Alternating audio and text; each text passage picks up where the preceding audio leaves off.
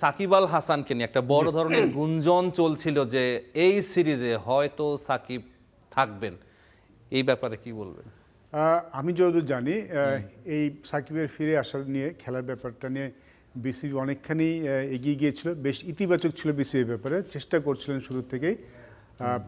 এই সিরিজটা আসলে একটু বেশি তাড়াতাড়ি হয়ে যেত, আমার মনে হয় যে সাকিব আল হাসানও হয়তো খেলতে অতটা মানে সাকিব আল হাসান যখন মাঠে নামবেন তিনি সারাটা প্রিপারেশন নিয়েই নামতে চাইবেন, প্রিপেয়ার্ড হয়ে নামতে চাইবেন। তো আমার মনে হয় সেক্ষেত্রে একটু তাড়াতাড়ি হয়ে যেত সাকিব আল হাসানের জন্য।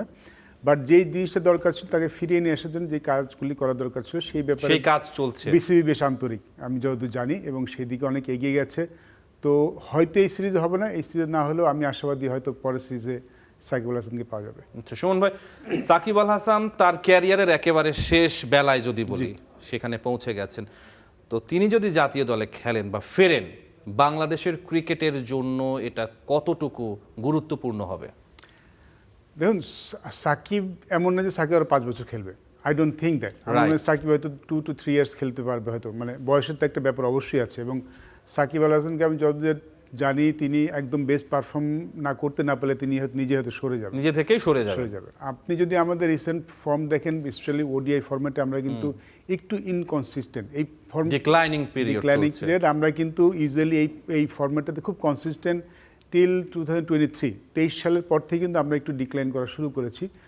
সেটা একটা বড় কারণ তো অবশ্যই আমাদের টপ 5 যাদেরকে আমরা বলে থাকি ফেবুলাস 5 তারা চলে গেছেন এক এক করে, সেটা একটা বড় ইম্প্যাক্ট ফেলেছিল।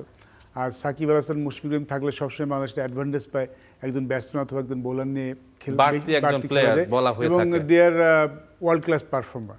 সো তাকে তো ডেফিনেটলি বাংলাদেশ মিস করেছে।